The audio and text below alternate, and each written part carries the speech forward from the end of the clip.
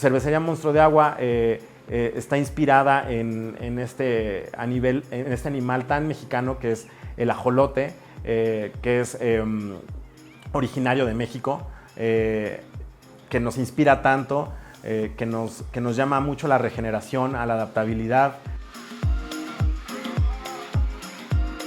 Lo que caracteriza a Monstruo de Agua, entre muchas cosas, es que cultivamos la misma levadura.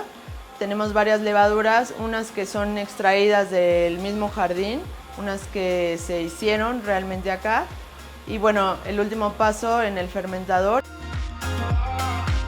Nos encargamos de trabajar con productores locales de diferentes regiones de todo el país.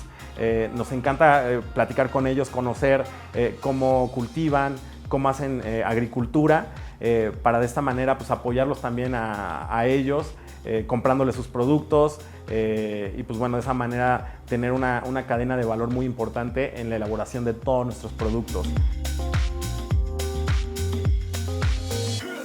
El día de hoy estamos en el Jardín del Ajolote, donde es nuestra planta de producción.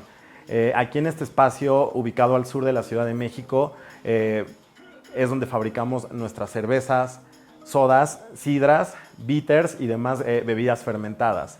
Es una región fría, boscosa, con mucha altura, a más de 3.500 metros por encima del nivel del mar. Entonces vamos a encontrar mucha biodiversidad y productos interesantes que podemos integrar en todas nuestras chelas. Ya llevamos 8 años en el mercado. Nos encontrarán en diferentes centros de consumo, restaurantes, bares cerveceros, hoteles, tiendas de consumo. Hemos tenido la oportunidad por el enfoque que tenemos, tanto gastronómico como de regeneración, de trabajar con proyectos súper interesantes en cuestiones gastronómicas.